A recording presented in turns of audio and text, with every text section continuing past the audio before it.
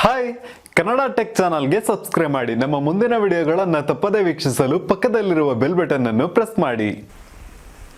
Hello friends, welcome to Kannada tech channel. ಇವತ್ತಿನ ವಿಡಿಯೋದಲ್ಲಿ ಏನು ನೋಡ್ತೀವಿ ಅಂದರೆ, ನಮ್ಮ ಸೆಕೆಂಡ್ ಹ್ಯಾಂಡ್ ಮೊಬೈಲ್ ಆದರೂ ಸರಿ, ಅಥವಾ ಸೆಕೆಂಡ್ ಹ್ಯಾಂಡ್ ಲ್ಯಾಪ್ಟಾಪ್ ಆದರೂ ಸರಿ, ಕಂಪ್ಯೂಟರ್ ಆದರೂ ಸರಿ, ಅಥವಾ ಸೆಕೆಂಡ್ ಹ್ಯಾಂಡ್ ಹ್ಯಾಡ್ ಡ್ರೈವ್ ಆದರೂ ಸರಿ, ಈ ರೀತಿ ಒಂದು ನಮ್ಮ ಪರ್ಸ್ನಲ್ ಡೇಟಾಗಳು ಹೊಂದಿರುವ ಎಲೆಕ್ಟ್ರಾನಿಕ್ ಐಟಮ್ಸನ್ನು ನಾವು ಬೇರೆಯವರಿಗೆ ಕೊಡೋದಕ್ಕಿಂತ ಮೊದಲು ಏನು ಮಾಡಬೇಕು ಅಂತ ನಾನು ಆಲ್ರೆಡಿ ವಿಡಿಯೋ ಮಾಡಿದ್ದೆ. ಸೊ ಆ ವಿಡಿಯೋನ ನೀವು ನೋಡಲಿಲ್ಲ ಅಂದರೆ ನೀವು ಡಿಸ್ಕ್ರಿಪ್ಷನಲ್ಲಿ ಲಿಂಕ್ ಕೊಟ್ಟಿದ್ದೀನಿ, ಅಲ್ಲಿ ಕ್ಲಿಕ್ ಮಾಡ್ಕೊಂಡು ನೋಡಿ. ಅದರಲ್ಲಿ ಕರೆಕ್ಟಾಗಿ ಎಕ್ಸ್ಪ್ಲೇನ್ ಮಾಡಿದ್ದೀನಿ. ಸೊ ಅದು ಪಾರ್ಟ್ 1.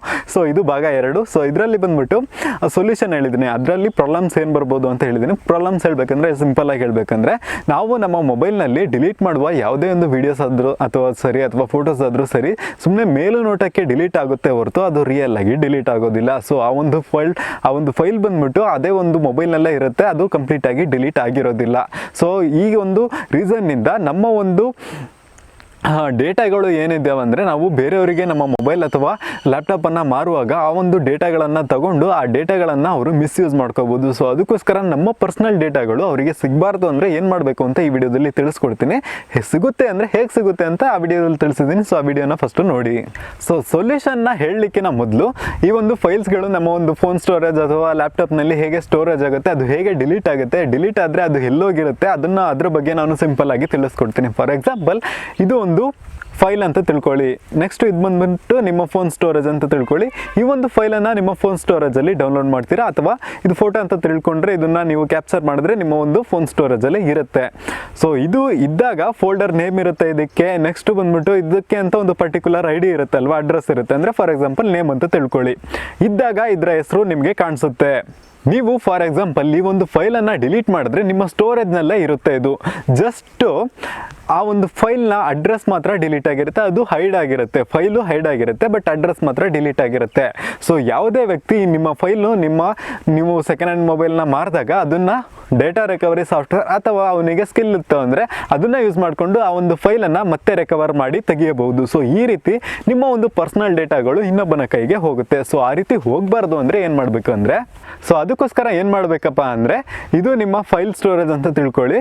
ನಿಮ್ಮ ಸ್ಟೋರೇಜಿಂದ ಈ ಒಂದು ಫೈಲನ್ನು ಕಂಪ್ಲೀಟಾಗಿ ರಿಮೂವ್ ಮಾಡಬೇಕಾಗುತ್ತೆ. ಸೊ ಇದು ಸುಮ್ಮನೆ ರಿಮೂವ್ ಆಗೋದಿಲ್ಲ, ನೀವು ಡಿಲೀಟ್ ಮಾಡಿದ ತಕ್ಷಣ ಸ್ಟೋರೇಜಲ್ಲೇ ಇರುತ್ತೆ. ಆದರೆ ಇದನ್ನು ಕಂಪ್ಲೀಟಾಗಿ ರಿಮೂವ್ ಮಾಡಬೇಕಂದ್ರೆ ಅದಕ್ಕೂ ಒಂದು ಎಕ್ಸಾಂಪಲ್ ಇದೆ, ಹೇಳ್ತೀನಿ. ಫಾರ್ ಎಕ್ಸಾಂಪಲ್, ನಿಮ್ಮ ಒಂದು ಸ್ಟೋರೇಜ್ 8 GB ಅಂತ ತಿಳ್ಕೊಳ್ಳಿ. ಇದು 8 GB internal memory. For example 8 GB internal memory ಅಥವಾ ಮೆಮೊರಿ ಕಾರ್ಡ್ ಅಥವಾ ಹಾರ್ಡ್ ಡಿಸ್ಕ್ ಅಥವಾ ನಿಮ್ಮ ಲ್ಯಾಪ್ಟಾಪ್ನ ಸ್ಟೋರೇಜ್ ಆಗಿರ್ಬೋದು. ಸೊ ಇದರ ಸೈಜ್ ಬಂದ್ಬಿಟ್ಟು ಫಾರ್ ಎಕ್ಸಾಂಪಲ್ 4 GB ಅಂತ ತಿಳ್ಕೊಳ್ಳೋಣ. 4 GB ನೀವು ಆಲ್ರೆಡಿ ತುಂಬಿದ್ದೀರಾ, ನಿಮಗೆ 4 GB ತುಂಬಿದೆ, 4 GB ಇನ್ನೂ ಖಾಲಿ ಇದೆ. ಸೊ ಮತ್ತೆ ಏನು ಮಾಡೋಣ, ಮತ್ತೆ ಒಂದು 4 GB ತುಂಬೋಣ. ಸೊ ಈಗ ಕಂಪ್ಲೀಟಾಗಿ 8 GB ತುಂಬಿದೆಯಲ್ಲ, ಈಗ ತುಂಬಿದೆ. ಯಾವುದೇ ಫೈಲನ್ನು ಈಗ ಸೇರಿಸಿದ್ರೆ ಅದು ಫೋನ್ ಸ್ಟೋರೇಜ್ ಫುಲ್ ಇದೆ, ಬೇರೆ ಫೈಲ್ಗಳನ್ನು ಹಾಕೋಕ್ಕಾಗಲ್ಲ ಅಂತ ಬರುತ್ತೆ. ಈಗ ಕಂಪ್ಲೀಟಾಗಿ ರಿಮೂವ್ ಮಾಡಬೇಕಂದ್ರೆ ಏನು ಮಾಡಬೇಕು ಅಂದರೆ, ಫಸ್ಟು ಇದು 2 ನಿಮ್ಮ ಪರ್ಸ್ನಲ್ ಡೇಟಾ ಮತ್ತು ನೀವು ಎಕ್ಸ್ಟ್ರಾ ಹಾಕಿರೋ ಡೇಟಾ ಎರಡನ್ನೂ ರಿಮೂವ್ ಮಾಡಿ. ನೆಕ್ಸ್ಟು ಏನು ಮಾಡಬೇಕು ಅಂದರೆ, ಹೊಸದಾಗಿ ನಿಮಗೆ ಯೂಸ್ ಇಲ್ದಿರೋದು, ಫಾರ್ ಎಕ್ಸಾಂಪಲ್ ಮೂವೀಸ್ ಆಗಿರ್ಬೋದು, ಹಾಡುಗಳಾಗಿರ್ಬೋದು, ಈ ರೀತಿ ಎಲ್ಲ ಬಂದ್ಬಿಟ್ಟು ಫೈಲ್ಗಳು ಬೇರೆಯವ್ರ ಹತ್ರ ಹೋದ್ರೂ ಪ್ರಾಬ್ಲಮ್ ಇಲ್ಲ. ಆದರೆ ನಮ್ಮ ಪರ್ಸ್ನಲ್ ಡೇಟಾಸ್ಗಳು ಇರ್ತಾವಲ್ಲ, ಅಂದರೆ ಪ್ರೈವೇಟ್ ಫೋಟೋಸ್, ವೀಡಿಯೋಸ್, ಈ ರೀತಿ ಎಲ್ಲ ಬಂದ್ಬಿಟ್ಟು ನಮ್ಮ ಹತ್ರನೇ ಇರಬೇಕು, ಯಾರ ಕೈಯಲ್ಲೂ ಹೋಗಂಗಿಲ್ಲ.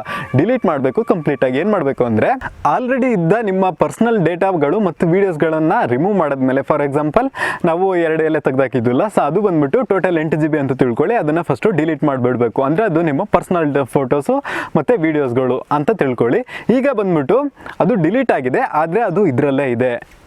ಅದು ಯಾವಾಗ ಡಿಲೀಟ್ ಆಗುತ್ತೆ ಅಂದರೆ, ಬೇರೆ ಫೈಲ್ಗಳು ಇದರ ಮೇಲೆ ಬಂದು ಸೇರಿದಾಗ ಅದು ಕಂಪ್ಲೀಟಾಗಿ ಡಿಲೀಟ್ ಆಗುತ್ತೆ. ಈಗ ಏನು ಮಾಡಿದ್ದೀವಿ ಅಂದರೆ, ನಾವು ಹೊಸ ಮೂವೀಸ್ ಆಗಿರಲಿ, ಹೊಸ ಮೂವೀಸ್ ಅಂತಲ್ಲ, ಯಾವುದೇ ಮೂವೀಸ್ ಆಗಿರಲಿ, ವಿಡಿಯೋ ಸಾಂಗ್ಸ್ ಆಗಿರಲಿ ಅಥವಾ ಸಾಂಗ್ಸ್ ಆಗಿರಲಿ, ಇದನ್ನು ತಂದುಬಿಟ್ಟು ನಾವು ಫುಲ್ಲಾಗಿ ತುಂಬಿಟ್ರೆ ಈಗ ಅದರಲ್ಲಿದ್ದಂತಹ ಹೈಡ್ ಆಗಿರುತ್ತಲ್ಲ, ಸ್ಟೋರೇಜ್ ಆಗಿರೋ ಫೈಲ್ಗಳು ಬಂದ್ಬಿಟ್ಟು ಈಗ ಕಂಪ್ಲೀಟಾಗಿ ಎರೇಸ್ ಆಗಿರುತ್ತೆ. ಅದ್ರ ಮೇಲೆ ಈ ಒಂದು ಫೈಲ್ಗಳು ಬಂದ್ಬಿಟ್ಟು ಹೊಸ ಫೈಲ್ಗಳು ಓವರ್ ರೈಟ್ ಆಗಿರುತ್ತೆ. ಈಗ ಈ ಒಂದು ಫೈಲನ್ನು ಡಿಲೀಟ್ ಮಾಡಿದ್ರೆ, ಈಗ ಡಿಲೀಟ್ ಆಯ್ತಲ್ಲ ಮೂವೀಸು, ವಿಡಿಯೋ ಸಾಂಗ್ಸು, ಅದು ಮಾತ್ರ ರಿಕವರ್ ಆಗಲಿಕ್ಕೆ ಸಾಧ್ಯ. ನಿಮ್ಮ ಒಂದು ಪರ್ಸನಲ್ ಫೋಟೋಸ್, ವೀಡಿಯೋಸ್ಗಳು ರಿಕವರ್ ಆಗಲಿಕ್ಕೆ ಸಾಧ್ಯ ಇಲ್ಲ. ಇದು ಬಿಟ್ಟರೆ ಬೇರೆ ಏನು ಸೊಲ್ಯೂಷನ್ಗಳು ಇಲ್ವೇ ಇಲ್ಲ. ನೀವು ಅಂದ್ಕೊಂಡಿರ್ಬೋದು ಫ್ಲ್ಯಾಶ್ ಮಾಡಿದ್ರೆ ಡಿಲೀಟ್ ಆಗುತ್ತೆ, ಫ್ಲ್ಯಾಶ್ ಮಾಡಿದ್ರೆ ರಿಕವರ್ ಮಾಡೋಕ್ಕಾಗಲ್ಲ, ನೆಕ್ಸ್ಟು ನಾವು ರೀಸೆಟ್ ಮಾಡಿದ್ರೆ ರಿಕವರ್ ಮಾಡೋಕ್ಕಾಗಲ್ಲ, ಈ ರೀತಿ ಎಲ್ಲ ಹೇಳ್ಬೋದು.